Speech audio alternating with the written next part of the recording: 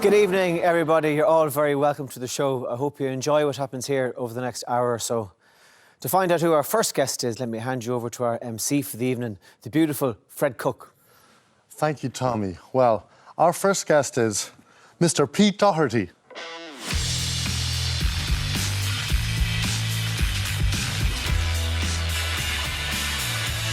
Well, how are you? Not so bad, yes. How's yourself? Great now. Good? Yeah. This is nice, isn't it? Very nice to meet you. Yeah? Yeah. Sit down there now. And... I will. Yeah. Hey.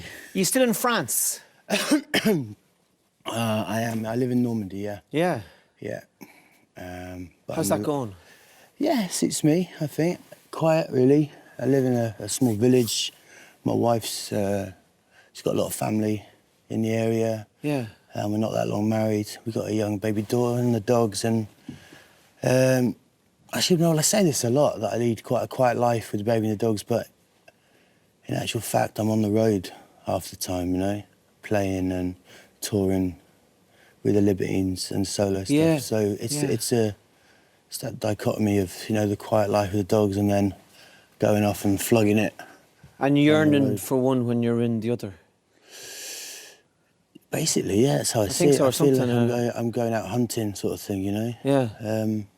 But we made an agreement, me and Katia, my missus, that if we were going to do it and have the baby, and we were going to take her everywhere, so we do that. How old is she? 18. She's 18 months now. Okay. Yeah. Have you got kids? I've 6. Oh yeah. Oh, go on, Tommy. All right.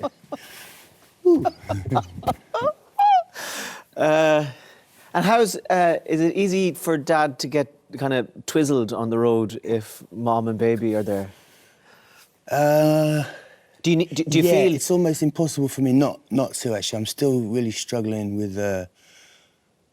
Although I've managed to sort of curb the harder stuff, it's still, you know, like the just basic things like diet and alcohol and not sleeping and acting daft. Those things remain. So when Cat is there and the baby's there, it's, you know, we just all snuggle up in the bunk on the bus every night, and it's basically a bit like being at home. But do you feel I'm asking you, what do you owe your talent? What do I owe my talent? Not what do you owe your talent to? No, what do I owe the talent? Yeah. What, you're like personifying the talent? Well, the idea that you have a gift that you didn't deserve, because no one deserves a gift because it's given to you. So you have this rare talent. What do you owe it?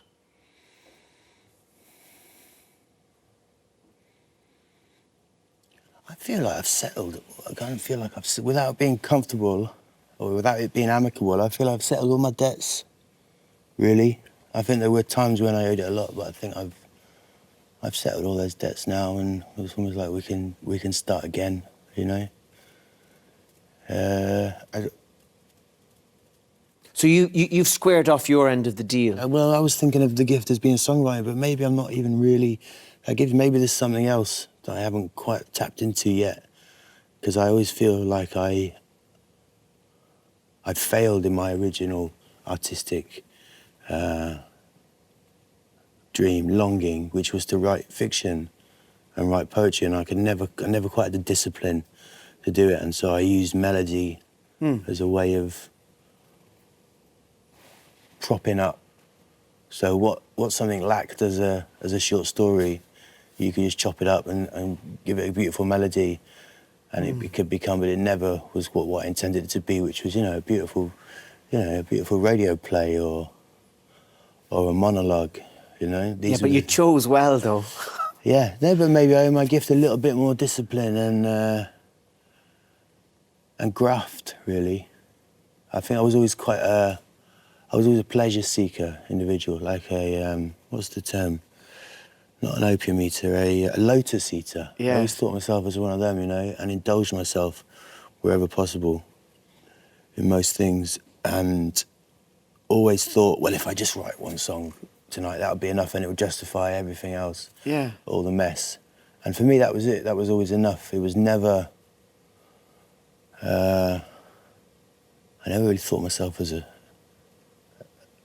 genuine craftsman, but I think I could be if I like got my head down. You know what I mean? Is it too late? No, absolutely not. It's just the beginning, man. This is it. It's just the beginning. You're a newcomer.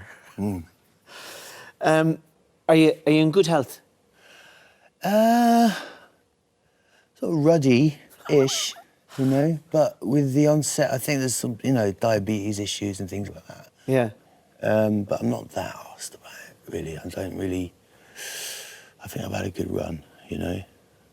I'm You're all not, right. I'm are all you right. dying? I suppose, in a way, I've got quite bad lungs. The bronchial thing pops up every now and again, you know. So I end up having to, you know, take a course of antibiotics, and it goes away, thankfully. But occasionally, I'll end up in, you know, in a hospital bed with having to get the antibiotics on a drip. That seems to be happening like most winters now, maybe twice a year. And the diet, really. I can't seem to stop. Like, I've managed to stop, you know, opiates and crack, but I can't not do it. When that moment comes and the cheese is there and the Calvados is there, and I have to choose between the cheese or the diabetes, I seem to go for the cheese. So this is, I don't know if this is some other form of addiction, but I seem to sacrifice my health for these things I enjoy. Yeah. But there is going to come a point when it's still going to come on top. I mean, I'm 40. I was born in '79, so I'm 40. I was 45 this year. It's not that old. No, you know? no. I always thought that I've never done it, but I've always thought crack was an ugly drug. Can you tell me about it? I think if it's cut with meth or cut excessively with the chemicals that make you like into a sort of clenched jawed, paranoid state, I think there's definitely an ugliness to it, and also the sense of amorality, this sort of superpower amorality you have. That's all ugly, but I sort of saw it in a different way. I think when you get that really clean one, and it's more of a creamy, loose, melodic ska type drug rather than a, you know, 200 BPM house, like street robbery type vibe. I preferred but alas, because of the nature of the drug and the nature of addiction, that loose, creamy ska vibe tends to eventually become the 200 BPM paranoid snatching phones on Camden High Street. So, but I know what you mean, yeah. You've done well to come to the far side of it. Yeah. Yeah. And how did you do that?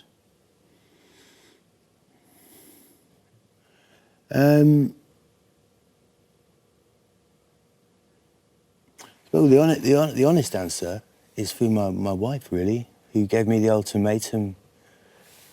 In the end, I can't be with you. If you do this, I can't be with you, we can't, you know, because we always wanted to have kids, and she was adamant that I couldn't do that around the kids, so it was for her, really, you know? Yeah. Looking back, can you, like, I know a fella, and I met him when he was about 3. And I knew when I met him, even though he was only 3, that he was going to be a dope smoker. And he is. I'm asking, are you upset? Right? Are you upset? I don't feel upset at all. I just think I connected with something true that I don't really say out loud, you know? So much. Which was? No, I did it for her, you know? And I probably didn't really want to, you know? And this is the ongoing battle, and this is the monster of addiction. Yeah, I was gonna... But how did you know your mate was gonna smoke dope? I don't know, there's something about, I don't know. Like, and I saw him when he was 3, and there's something about him, that kid's gonna be a dope smoker. So I'm just asking, like, was there, when you think of Tiny Pete, and kind of going, when I was 4 or 5, I was the same. No. Oh, really? I don't think so, no. I was quite I mean, I suppose I had my moments, but I think I was quite a disciplined, not angelic, but very innocent kid, really, you know? Kind of sheltered in many ways, you know? Like, my dad was, he was in the British Army, you know, whisper it. But, and my mother was quite religious, so, you know what I mean? We were always like the army kids who would jump to attention. We were all like petrified of my dad, and, you know, we loved him and respected him, but, you know, put the fear of God into us. Wasn't really till I left home. I just developed this fascination, particularly with opiates, and laudanum, and this romanticised idea of these things. And then once I got out there into the world, I realised how difficult these things were to actually find. You know, if you actually to find anything of quality, it wasn't like, you know, it wasn't like Victorian Piccadilly where you could walk down and buy yourself an urn of opium. It's hard work keeping an addiction like that going. You know what I mean? The amount of juggling, and then the fact that it's also, well, it's illegal. You know what I mean? So you're always running that gauntlet, and then you end up sick in a cell. You know what I mean? The only Victorian thing is the prison, really. They're all still Victorian.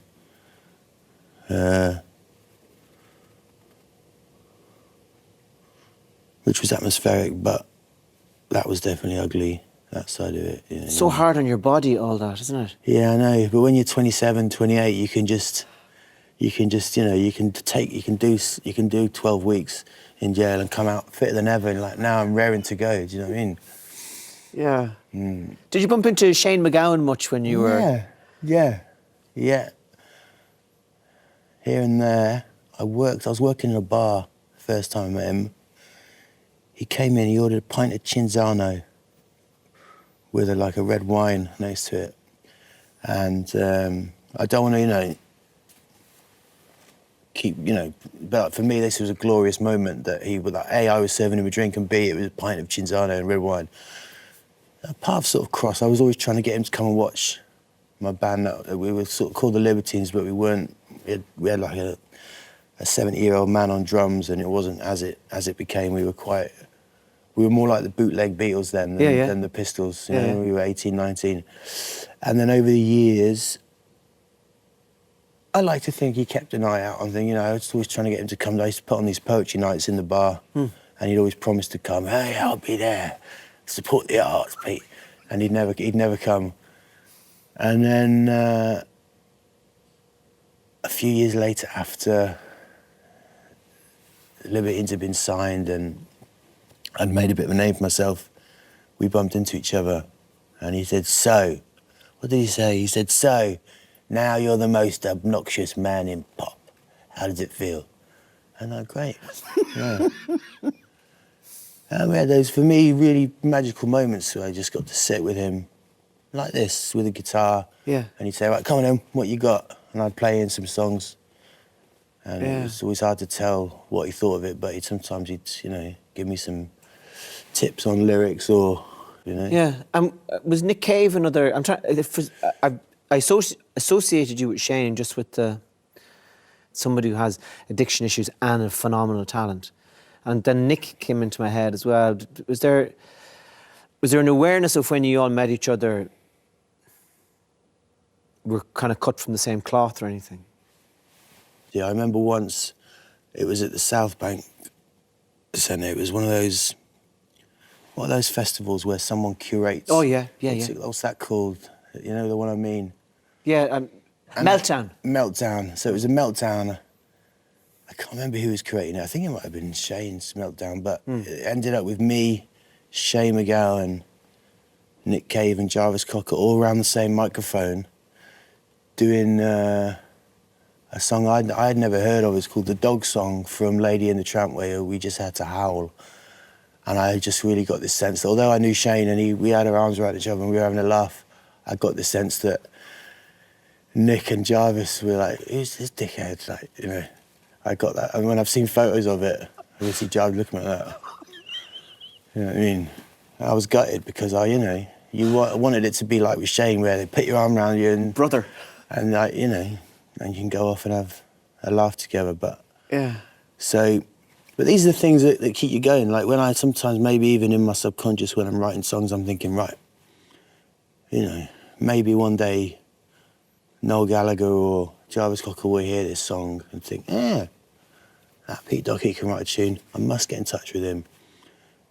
How's the songwriting going? Starting from about the time Billy May was born, my daughter, I just had this really prolific couple of months where I wrote 4 or 5 songs in a really short space of time. And then a few more have come along, and then I got 11 or 12, so I've put an album together, and it's done now, and it's mixed, and now it's mastered, and that's going to come out once all the Libertine stuff's done. Yeah. I'm going to release the solo album. What are the recent songs? Will you sing something for us? I'll sing you something, yeah? Yeah, please. Want me to sing something? Okay. So I was going to call the album If You Can't Fight, Wear a Big Hat, but my manager thought it was really silly. And so I'm going to call it Felt Better Alive.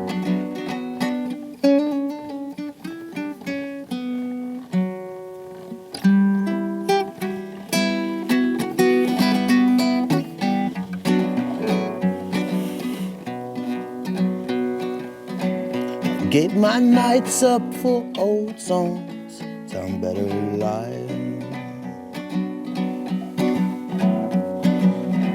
I give my life up for old songs, felt better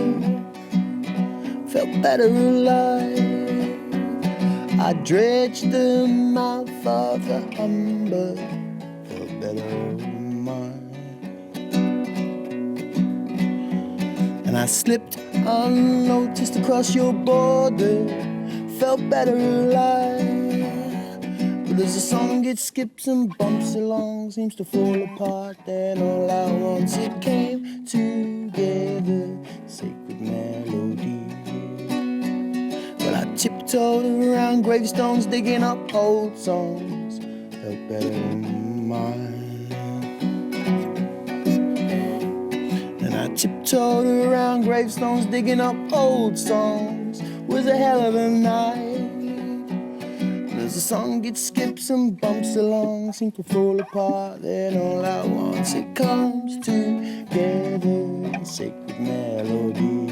But I always planned to sing in a sweet and soulful way, like only cowboys can. But my saddle strap snapped like a dog chewed tourniquet, and the sky fell low over West London. It hangs low until this day. I dreamt of gunfights in Toledo when I opened my eyes.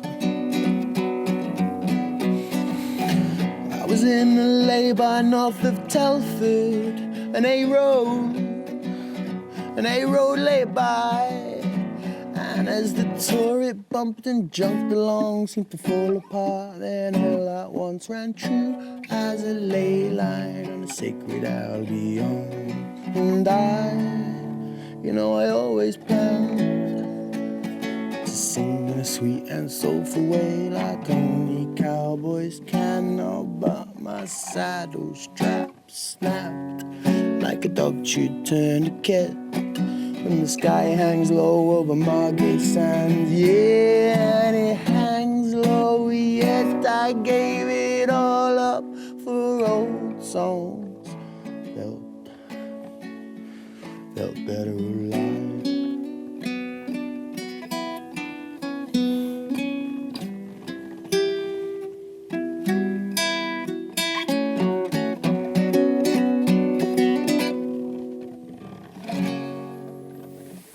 It's lovely, isn't it?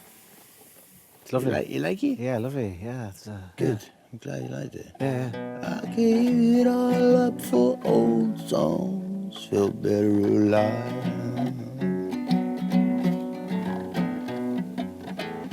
Give my life over to old songs, felt better alive.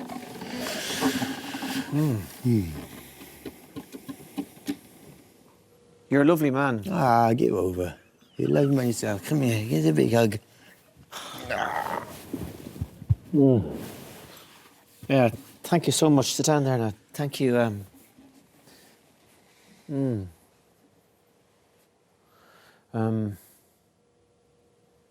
What's the shape of a day for you like at home? What's the shape of a day?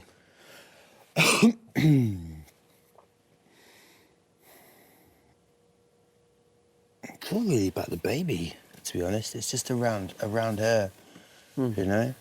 That she's safe, or if she needs changing or feeding, and then we got 2 quite big dogs and they need quite a bit of exercise as well, so it's balancing all that, you know? It's so... But I'm so used to now to jumping into that almost formulaic way of going out and being in a band or performing, you know?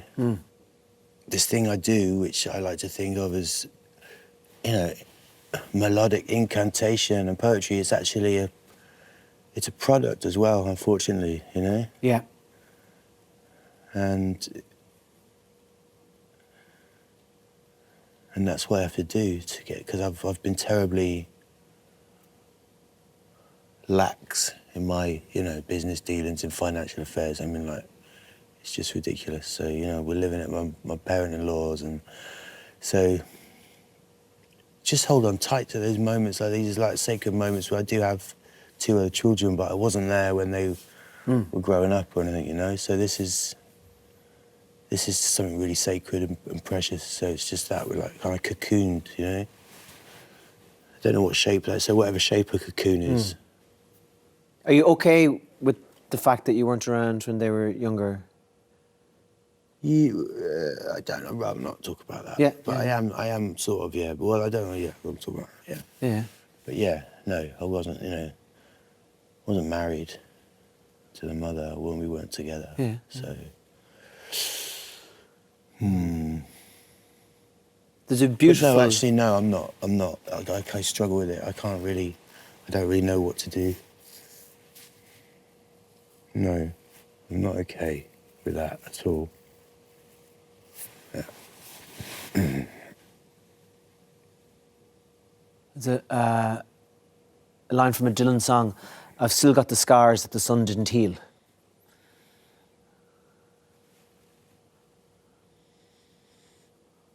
No, does the sun heal scars? I'd have to ask him. Have you got 6 children with the same woman? No. No. So that awareness that you're always carrying. This makes sense. You're always carrying a whole. Yeah. Well, you see now how important it is, you know, for them to have their parents there, you know. And so you just wonder, you know,